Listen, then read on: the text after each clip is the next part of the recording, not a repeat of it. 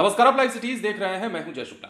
देखिए, बिहार में शराबबंदी कानून अपने आप में एक बड़ा सवाल है, लेकिन यह सवाल तब और बड़ा हो जाता है जब सत्ताधारी दल के नेता ही इस पर सवाल उठाने लगते हैं। नीतीश कुमार के इस कानून पर अब आरजेडी के बड़े नेता ने गंभीर न सिर्फ सवाल खड़ा किया है बल्कि बड़ी बात कह दी है।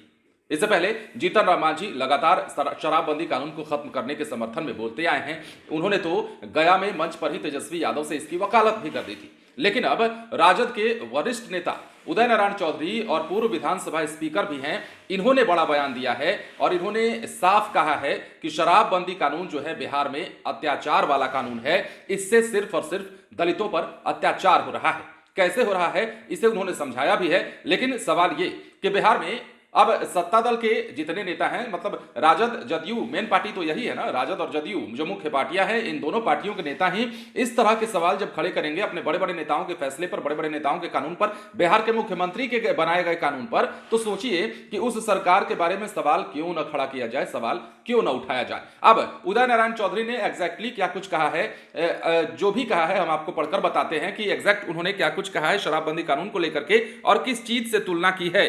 देखिए, वरिष्ठ नेता है राजद के और इन्होंने शराबबंदी कानून पर सवाल खड़े कर दिए हैं। नीतीश कुमार एक तरफ शराबबंदी कानून को सफल बनाने के लिए जीविका दीदियों को भी प्रेरित करते हैं, लोगों को भी जागरूक करने की बात करते हैं, कई सारी बातें वो करते हैं, मोटिवेशनल बातें करते हैं। लेकिन अब मांझी के बाद पूर्व विधानसभा अध्यक्ष और आरजेडी के वरिष्ठ नेता उदय नारायण चौधरी ने शराबबंदी कानून पर सवाल उठाते हुए कहा है कि यह कानून दलितों पर अत्याचार वाला कानून है। बिहार में शराबबंदी कानून पर विपक्ष के साथ साथ अब सत्ता पक्ष के लोग भी सवाल खड़े करने लगे हैं। राजद नेता उदय नारायण चौधरी ने इसे ड्रैकोनियन कानून करार दिया है। उन्होंने कहा है कि राज्य में महादलित समुदाय के लोग इस कानून के शिकार हो रहे हैं। बड़ी संख्या में पासी मुसहर समाज के कम पढ़े लिखे लोग जेल में बंद हैं। इस कानून की आड़ में उन पर अत्याचार हो रहा है। इतना ही नहीं, यह भी कहा कि इस पर बातचीत होना चाहिए, सिर्फ सख्ती बरतने से काम नहीं होगा। हम लोगों ने शराबबंदी कानून का समर्थन किया था, लेकिन इसे लागू करने के तौर तरीके बहुत सख्त हैं। कहा कि पासी और मुसहर समुदाय के हजारों लोग शराबबंदी कानून की वजह से जेल में बंद हैं।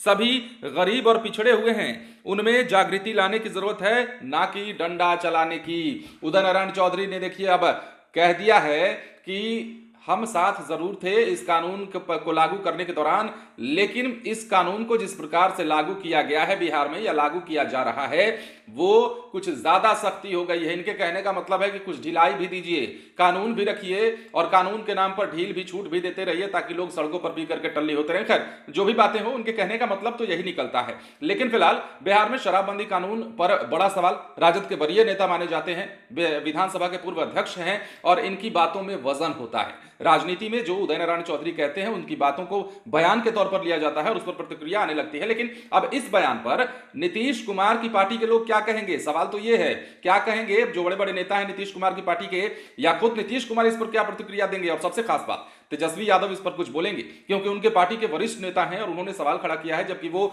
नीतीश कुमार के साथ हैं और नीतीश कुमार की हां में हां मिलाते दिख रहे हैं, समर्थन करते दिख रहे हैं हर बात का। डिप्टी सीएम भी हैं बिहार के। तो ऐसे में सियासत तो बड़ी तेज होने वाली है। यदि उदय नारायण चौधरी के इस बयान पर जदयू कुछ प्रतिक्रिया देता है तो हो सकता है कि उस पर राजद की भी प्रतिक्रिया आए। लेकिन सवाल बड़ा है, बिहार में शराबबंदी कानून एक तरफ नीतीश कुमार लागू करना चाहते हैं तो राजद के कई बड़े नेता हैं जो ये चाहते हैं कि शराबबंदी कानून खत्म हो जाए। इसके अलावा राजद के बाहर भी कुछ नेता चाहते हैं, जैसे गठबंधन के कुछ लोगों की हम बात कर रहे हैं, जीतन राम मांझी की पार्टी की बात कर रहे हैं। गठबंधन में तो है, महागठबंधन की सरकार में तो है, लेकिन बार बार शराबबंदी कानून को खत्म करने की बात और वकालत वो भी करते रहे हैं। बहरहाल अब इनके बयान पर जवाब क्या आता है, प्रतिक्रिया क्या आती है, इसका इंतजार रहेगा। बने रहें लाइव सिटीज के साथ। यदि अब तक आपने हमारे चैनल को सब्सक्राइब नहीं किया है तो सब्सक्राइब कर दीजिए ताकि हम आपको खबरों से अपडेट रख सकें। धन्यवाद।